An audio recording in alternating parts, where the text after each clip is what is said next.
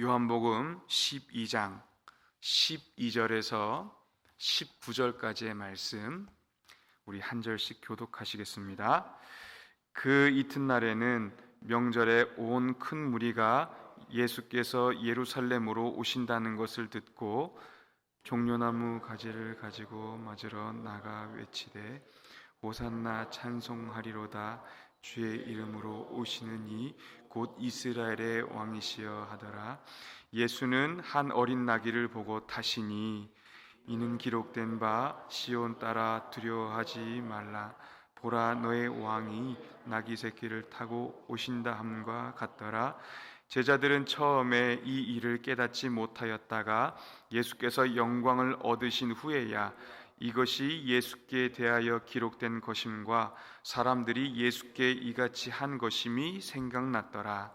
나사로를 무덤에서 불러내어 죽은 자 가운데서 살리실 때에 함께 있던 무리가 증언한지라. 이에 무리가 예수를 맞음은 이 표적 행하심을 들었음이러라. 바리새인들이 서로 말하되 볼지어다. 너희 하는 일이 쓸데없다. 보라, 온 세상이 그를 따르는도다 하니라. 아멘. 오늘도 새벽을 깨우셔서 하나님 전에 나오신 모든 성도님들을 주님의 이름으로 환영합니다. 하나님께서 그 간절한 마음 가운데에 때를 따라 풍성한 은혜를 충만하게 부어주실 줄 믿습니다. 어떤 예수님을 우리가 바라보고 살아가는가? 주님은 이 진리의 말씀 가운데 하나님의 계시의 말씀 속에서 우리에게 명확하게 나타나고 계시는데, 이 말씀을 보고 듣고 믿고 살아가는 우리는 이 진리의 말씀에 나타나는 예수님을 어떻게 깨닫고 어떻게 믿고 살아가는가? 한번 생각해 보신 적이 있으실까요? 오늘 본문을 그 맥락에서 한번 생각해 볼 수 있을 것 같습니다. 12절을 보니까요, 그 이튿날에 라고 이제 시작을 하죠. 이것은 두 가지 사건을 연결시켜 주고 있는데, 바로 마리아가 향유를 예수님 발에 붓는 것과, 그리고 예수님이 예루살렘의 종려주일에 입성하시는 그 사건을 두 가지를 잇고 있습니다. 이 두 가지 사건이 이 성경 표면적으로 보면 얼마나 감동적이고 기쁜 일인지 모릅니다. 향유를 예수님 발에 부은 것도 잔치 가운데 일어났던 일이고요, 또 예수님께서 이 왕으로 예루살렘에 입성을 하실 때에 그 백성들의 반응이 어땠습니까? 막 종려나무 가지를 들고 예수님을 환호하고 예수님을 영접을 했던 모습을 우리는 성경을 통해서 분명히 볼 수 있습니다. 그런데 이 향유를 붓는 것과 예루살렘에 예수님이 종려주일에 입성하시는 것, 이것은 과연 무엇을 상징하느냐? 예수님의 죽으심을 상징하는 거죠. 마리아가 향유를 부음으로 예수님의 장례를 준비하고, 또 예수님은 온 인류의 구원을 위하여 십자가에 달려 죽으시러 예루살렘에 입성을 하시는 것입니다. 백성들이 그 의미를 아는지 모르는지 이 종려나무 가지를 막 흔들면서 예수님을 환영을 해요. 이 시편 92편 12절에 보면 이 종려나무 가지는 의인을 상징하기도 하고요, 이사야서 9장 14절을 보면 이 종려나무는 이스라엘의 통치자를 의미하기도 합니다. 그러니까 분명한 건 이 유대인들이 예루살렘에 입성하시는 예수님을 자기들의 왕으로 인정하고 영접한다라는 사실은 우리가 분명히 알 수 있는 거죠. 그런데 문제는 왜 유대인들이 예수님을 왕으로 영접했느냐 이겁니다. 왜 왕으로 인정했느냐? 우리 18절을 보시면 이렇게 기록을 하고 있습니다. 이에 무리가 예수를 맞음은 이 표적 행하심을 들었음이로라. 이 무리가 예수님을 영접한 이유, 환영한 이유는 표적을 들었다는 거예요. 이게 어떤 표적이냐? 죽은 나사로가 무덤에 있은 지 나흘이 됐다. 그런데 예수님이 그를 돌무덤에서 꺼내지 않으셨습니까? 살리셨죠. 이 표적을 들었다는 겁니다. 뿐만 아니라 누가복음 19장 37절에는 이 무리에 대해서 어떻게 표현하느냐, 온 무리가 자기들이 본 바 모든 능한 일로 인하여 기뻐하며 큰 소리로 하나님을 찬양했다 기록을 하고 있어요. 그러니까 무리들이, 이 유대인들이 예수님을 왕으로 모신 데에는 너무나 단순한 이유, 예수님은 이때까지 보신 분, 이때까지 자기들이 경험한 사람이 아니잖아요. 보니까 눈먼 자도 보게 하고, 말 못하는 벙어리도 말하게 하고, 귀머거리도 듣게 하고, 앉은 뱅이도 일으키고, 손 마른 자도 주님이 고쳐버리시고, 귀신 들린 자도 귀신을 다 물리치시고, 심지어 죽은 자도 살리셨어요. 이건 사람의 영역을 뛰어넘는 거죠. 그러니까 그들에게는 이분이 메시아예요. 어떠한 메시아? 오랫동안 외세의 침략을 받아왔던 이 유대 민족, 이스라엘 민족을 해방해서 독립국가로 만들어줄 수 있는 그러한 진정한 메시아, 왕이라는 의미죠. 왕. 이 민족의 지도자로 자기들이 인정하고 인식하고 그렇게 받아들였다는 것입니다. 그런데 예수님이 어떻게 하셨어요? 예루살렘에 들어가셔서 십자가에 달려 돌아가시니 그 무리들이 다 어떻게 했습니까? 다 예수님께 등 돌리고 떠나갔습니다. 왜 그래요? 자기들이 믿어왔던 예수님, 자기들이 그려왔던 예수님과는 너무나도 상반된 모습이잖아요. 어떻게 왕이, 그 능력을 가지신 왕이 십자가에 처참하게 달려 죽으실 수 있는가? 왕이 아니라는 거죠.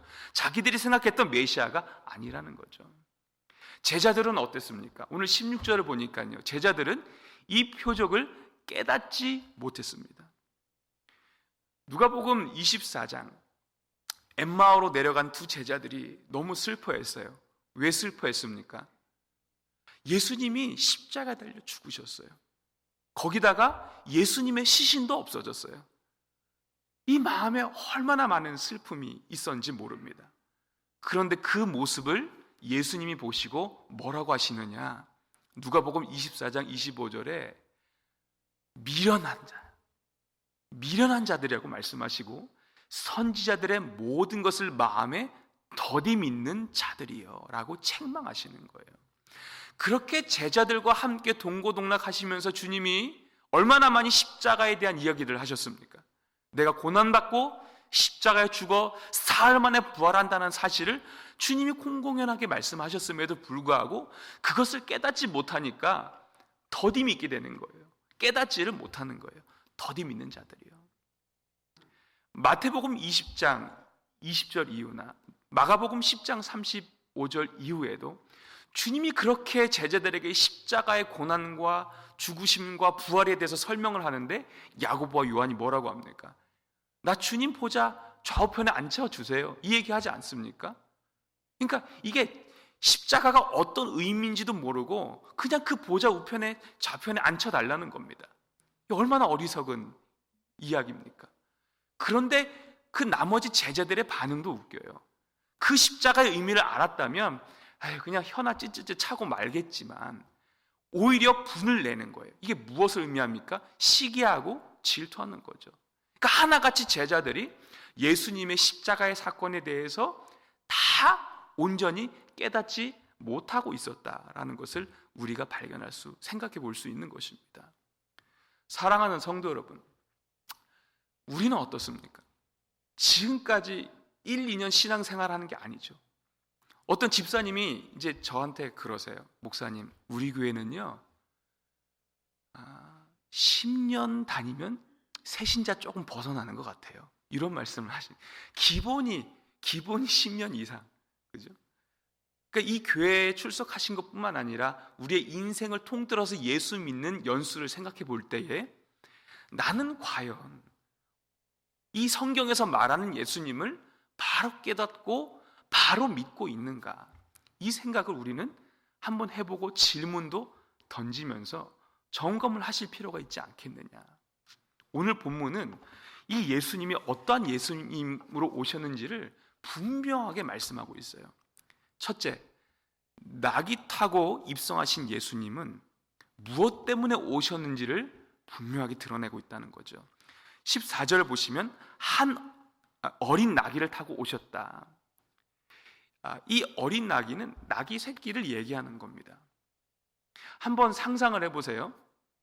예수님이 나귀를 타고 예루살렘에 입성을 하세요. 왕이래요. 그분을 왕으로 추대하는 겁니다.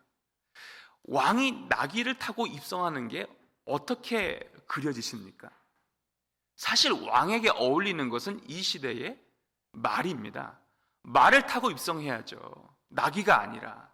근데 이 말은 전쟁과 밀접한 관련이 있습니다. 근데 주님이 말을 타지 않고 어린 나귀 새끼를 타고 예루살렘에 입성하신 것은 그분이 권세를 가지고 전쟁하려고 이 땅에 오신 분이 아니라는 것을 말씀을 하시는 거죠. 또한 이 로마 제국은 이 각각 곳곳에서 많은 전쟁을 펼쳤는데 거기에서 승리를 하고 본국에 다시 돌아오면 이 행사가 열려요. 맨 앞에 나팔수들이 서가지고 행진하는데 나팔을 불면서 승리를 이제 알리는 거죠. 그러면 그 뒤에 그 지역에서 승리하면서 얻었던 전리품들을 이제 앞세우는 겁니다. 그게 노예가 될 수도 있고, 예를 들자면 북아프리카 지역에서 승리를 했다면 표범이 될 수도 있고 사자가 될 수도 있고, 이런 전리품들을 이제 앞세우는 거예요. 우리가 이만큼 승리의 결과를 얻었다는 거죠. 그 군대들이 가고 뒤에 또 사람들이 환호하면서 따라가면서 꽃송이와 막 종이를 뿌리면서 얼마나 열광하는지 모릅니다. 이러한 모습과 우리 주님이 예루살렘에 입성한 모습을 한번 비교해 보시면 얼마나 대조적이냐 이겁니다. 말을 타신 것도 아니에요. 낙이 타셨어요. 뭐 전리품들이 어디 있습니까? 그냥 뭐 사람들이 이 종려나무 가지 꺾어다가 흔들고 그 가지 베어다가 길에 뿌리고 자기 겉옷을 바닥에 펴고, 이게 전부예요. 얼마나 초라하냐 이겁니다. 왕인데. 그런데 여기에 아주 중요한 상징적인 메시지가 들어있다는 거예요. 우리 스가랴서 9장 9절 말씀 한번 같이 읽어보겠습니다. 시작. 시온에 따라 크게 기뻐할지어다. 예루살렘에 따라 즐거이 부를지어다. 보라, 내 왕이 내게 임하나니 그는 공의로우며 구원을 베풀며 겸손하여서 나귀를 타나니 나귀의 작은 것 곧 나귀 새끼니라. 아멘. 뭐예요? 내 왕이 공의로우시고 구원을 베풀고 겸손한 나귀 새끼를 타고 오신다는 거예요. 여기에 예수님께서 왕으로서 화려하게 입성하지 않고 초라하게 예루살렘에 들어가시는 이유를 분명하게 말씀하세요. 이 예수님의 구약의 예언대로 무엇을 성취하기 위해서 오셨다고요? 공의로운 구원을 이 백성들에게 베푸시기 위해서 오셨다는 것입니다. 이것을 어떻게 표현하냐면 하나님은 동전양면과 같으세요. 무슨 말이냐? 하나님은 우리를 사랑하시는 분이시기도 하지만 죄에 대해서는 반드시 심판하셔야 되는 분이에요. 그죠? 부모가 자식을 다 키울 때에 무조건적으로 사랑하진 않습니다. 너무나도 귀하죠. 눈에 넣어도 아프지 않을 내 자식인데, 그런데 이 자녀가 곁길로 나갈 때, 가지 말아야 될 자리에 설 때에 부모로서 어떻게 해야 됩니까? 따끔하게 훈계하지 않으시겠습니까? 우리 하나님도 마찬가지세요. 이 죄가 하나님과 우리 사이를 막아섰어요. 결코 하나님께 갈 수 없어요. 이 죄의 능력, 죄의 권세가 그래요. 그런데 하나님은 우리를 너무 사랑하시죠. 그런데 이 죄를 덮어놓고 우리를 양자 삼으실 수가 없는 거예요. 이게 하나님의 속성이십니다. 이 죄의 문제를 어떻게 해서든 해결하셔야 되죠. 이걸 어떻게 해결하셨을까요? 죄의 값을 우리는 어떻게 해결해야 됩니까? 죽음으로 해결을 해야 돼요. 그죠? 죽어야 죄의 문제가 해결이 되는 거예요.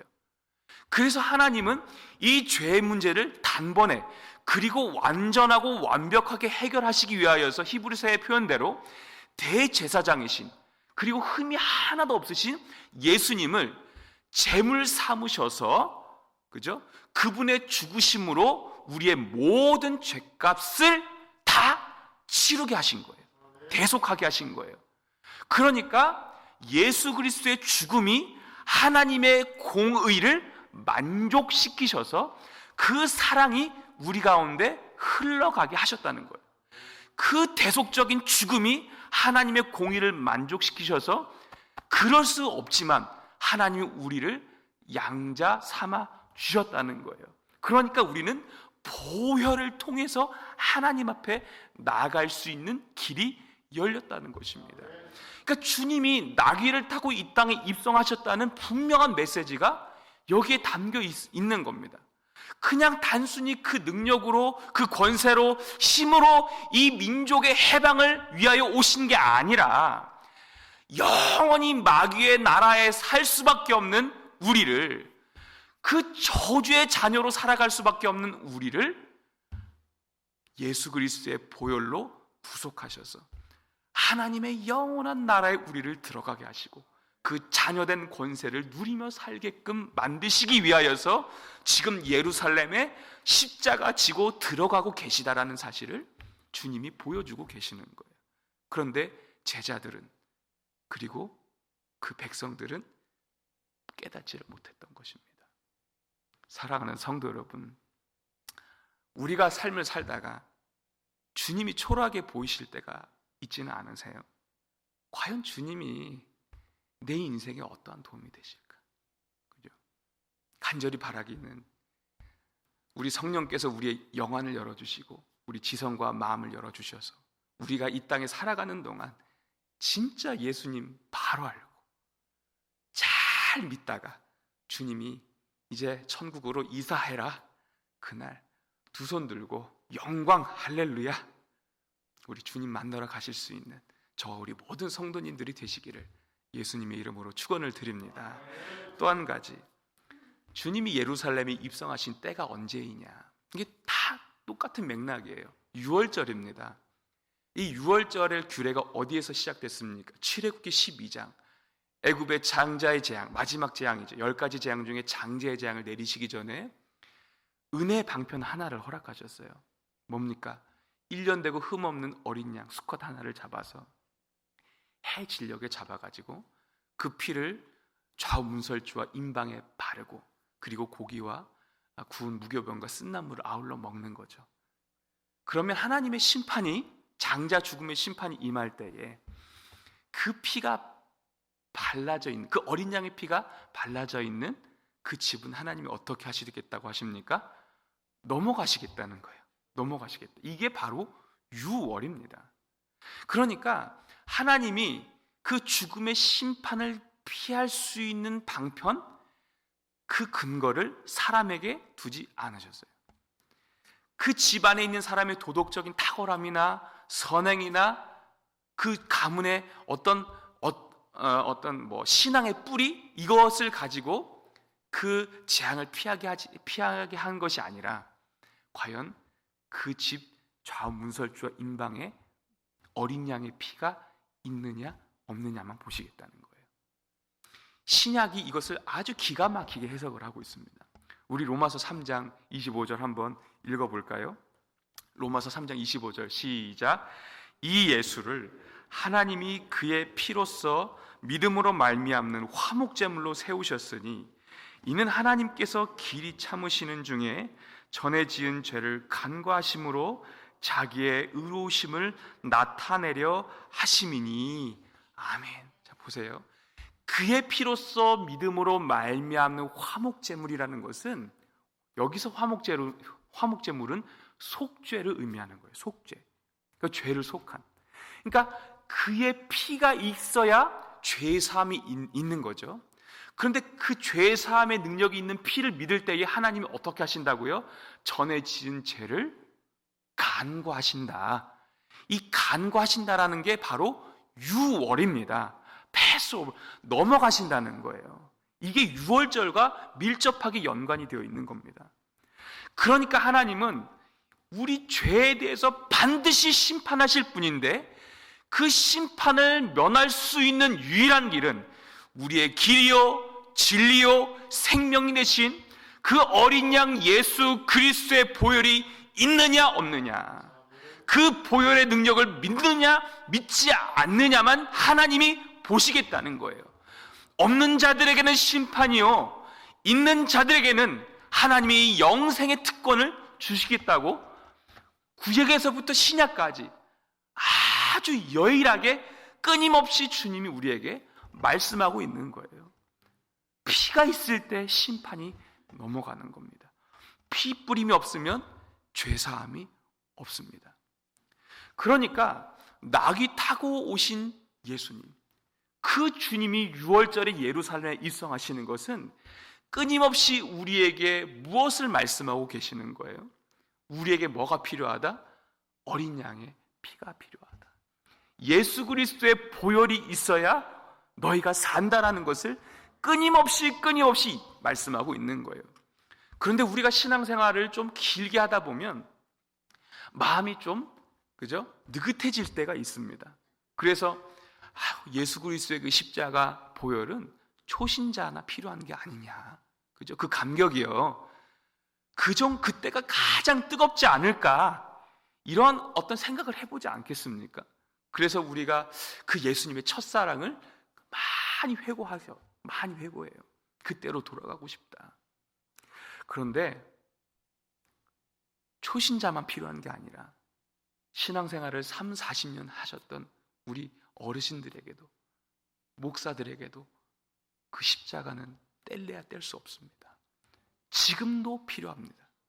로마서 7장 21절부터 바울은, 그 사도 바울, 그 신약 성경을 13권이나 집필한 사도 바울, 그 복음을 위해서 그 인생을 드리면서 선교행을 갔던 그 바울이 무엇을 고백합니까? 내 속사람에 뭐가 있어요? 하나님을 위한 선한 마음도 있지만 다른 법이 나를 잡아서 죄의 법으로 끌어온다, 사로잡는도다. 그죠? 이것 때문에 뭐라고 합니까? 25절에 오호라 나는 곤고한 사람이로다. 이 사망의 몸에서 나를 건져낼 자가 누구냐 이거죠. 그러니까 아무리 신앙생활을 잘한다 할지라도, 그죠? 오래 했다 할지라도, 내가 성경을 100독, 200독 했다 할지라도 우리는 끊임없이 어디에 직면합니까? 우리를 잡아 삼키려고 하는 이 죄의 권세에 직면하면서 매일같이 고민하고 이것 때문에 씨름하고 사는 게 우리의 현 주소라는 것입니다. 그 누구도 이 죄의 법 앞에서 자유로울 사람은 없다는 거죠. 그죠? 없어요. 고린도후서 4장 7절에 이런 말씀이 있습니다. 이 보배를 질그릇에 가졌으니 이는 심히 큰 능력이 하나님께 있고 우리에게 있지 아니함을 알게 하려 하심이라. 예수님이 보배시고 우리는 뭐라고 표현합니까? 깨지기 쉬운 질그릇이래요. 심히 큰 능력이 하나님께 있는 것이지 질그릇인 우리에게 없다는 것입니다. 그러니까 너무 그 자신을 의지하지 말라는 겁니다. 너무 자신하지 말라는 거예요. 자기 신앙의 경력과 직분을 너무 그렇게 의지하지 말라는 겁니다. 그럼 그만큼 우리가 넘어지기 쉽다는 거예요. 오호라 나는 곤고한 사람이로다. 이 사망의 몸에서 건져낼 자가 누구냐. 더 예수님 닮아가고, 더 예수님 사랑하고, 더 예수님 원하시는 모습으로 우리가 성장하기 위해서 초신자 때인 어제도 예수 그리스도가 필요했고, 오늘도 예수 그리스도의 십자가가 필요하고, 내일도 그 어린 양의 보혈이 절대적으로 필요한 존재가 나 자신인 줄 믿으시기를 바랍니다. 우리 담임 목사님께서 늘 이 강단에서, 그죠? 목이 터져라 외치시잖아요. 올해가 우리 믿음의 전성기가 되기를 바란다고요. 그죠? 정말 예수 때문에, 그 어린 양의 보혈 때문에 십자가 앞에서 우리 초신자 때 말고 그때보다 더 주님을 사랑하고 그 복음 앞에서 그 복음을 더 감격할 수 있는 저와 우리 모든 성도님들이 되시기를 지금도 우리와 함께 하시는 예수님의 이름으로 축원을 드립니다. 기도하겠습니다.